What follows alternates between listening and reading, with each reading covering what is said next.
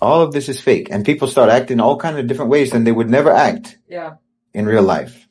And people talk in all kinds of different ways that they would never act and talk in real life. Face to face. Because again, anonymity makes you bold.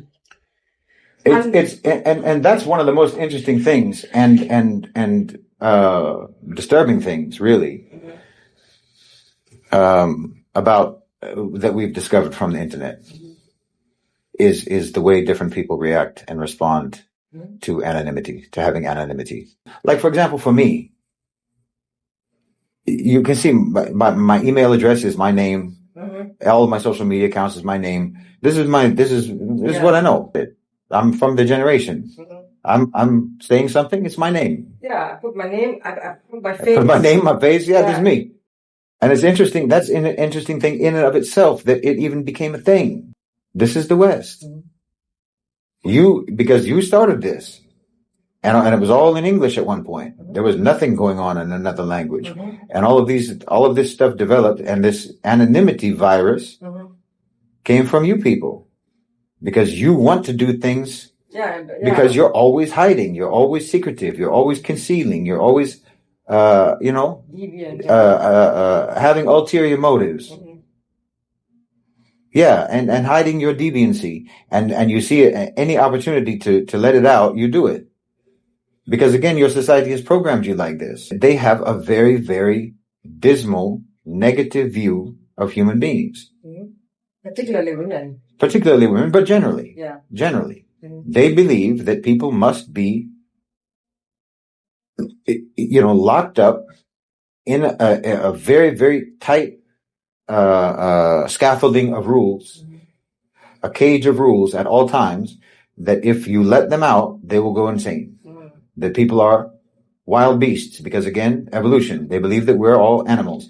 And so if you don't keep a very heavy hand on them, they will go, they'll run amok. This is what they believe about human beings. They don't believe, even though these atheists talk about we don't need God in order to be moral. Right. Obviously, you have no evidence of this. This is a belief in Mr. Empiricist. This is a belief that you have with no evidence whatsoever.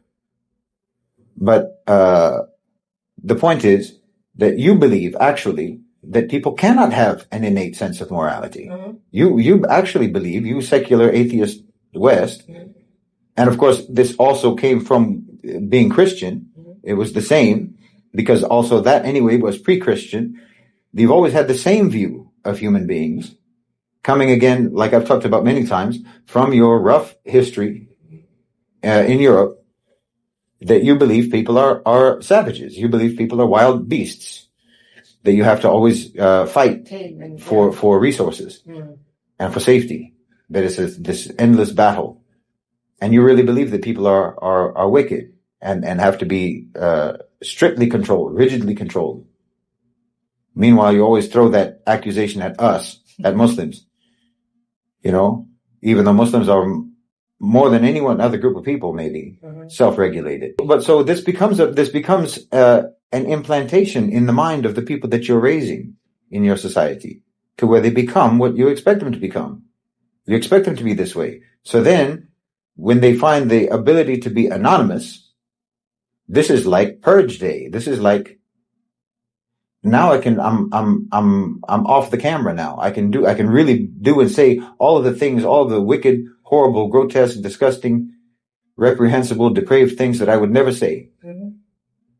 That I've been forced to never talk about, or, because your whole life is fake. See, here, Fatima King, she says, and that's why they still have the question, is man born good or evil? Philosophy topics in Europe. Now, you see, this is another problem. This whole black and white dichotomy, in describing people. So you have characters who are heroes who are just absolutely good, always good, and then the bad characters are always bad. It's always black and white. Like human beings don't struggle, and that good human beings are always in a struggle. In making a decision, ultimate, and for you to approve. First of all, you need to recognize that there's all this gray in life, in real life. And then you need to be able to see how this actually brings about good, because you can't recognize the human nature and you will fail to see that what prompts someone to be bad, or like we've discovered that, because Shaitan likes to make the evil seem good. Mm-hmm. Why is that? Because human beings are by nature good. You need to persuade them. You need to sell them the bad as a good veneer, you present it with the veneer of goodness, which is what the West does best. Like, you can't even analyze and recognize all of that, because you see, you've created these parameters in black and white, and yeah, but they're doing it from the perspective of Shaitan. This is why they're so cynical and so contemptuous, really, of goodness. Because for them, it's always fake. Yeah. For them, it's always a sales pitch only. It's only marketing. It's only packaging. And they don't take it any more seriously than you would take wrapping paper. They don't take it seriously at all. So they have contempt for it. They have an incredible level of cynicism. Because they don't mean any of it.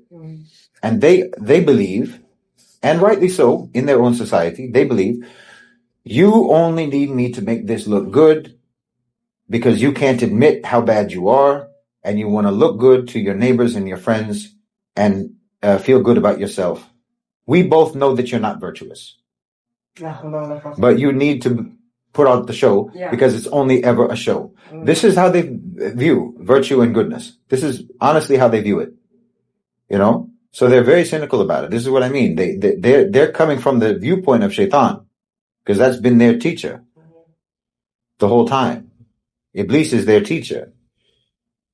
So they learned the perspective of Iblis about human beings, and they adopted the perspective of Iblis about human beings, which is that we're evil, that we're no good, not necessarily that we're evil, but that we're no good.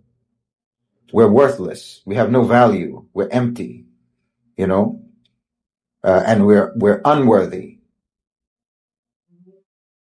That's how they view it, because that's how their teacher views people.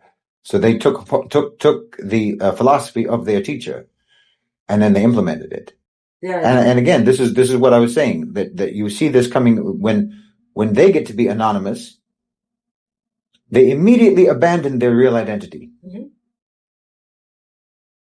They abandon their real identity, or not their real one. They're the one that they're known as. Right. They abandon their publicly known identity, which means that their publicly known identity is fake. Yeah.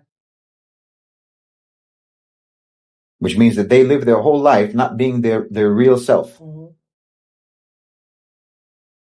Because they don't have the guts to do it, or their society won't let them, or it's too repugnant.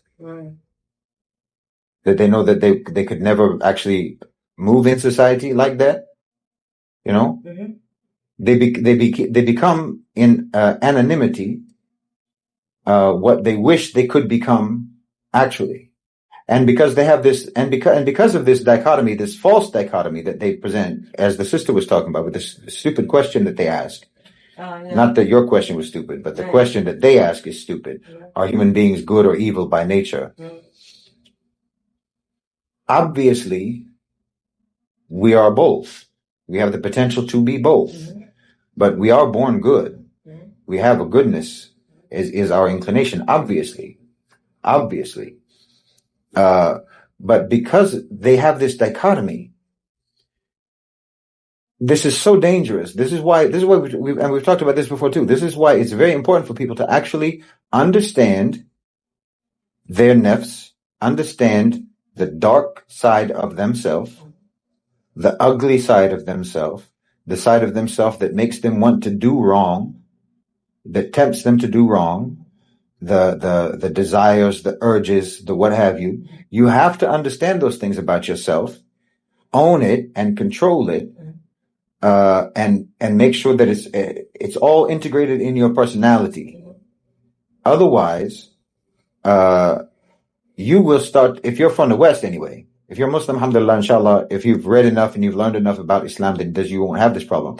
But if you're a Westerner and you go through life with that dichotomy, then you will feel that even your good side is fake, is not the real you, and that your real side is the one that you're hiding. That you can't be both. You can't say, no, the good side of me is also true. That's also who I am. But I have these bad qualities as well.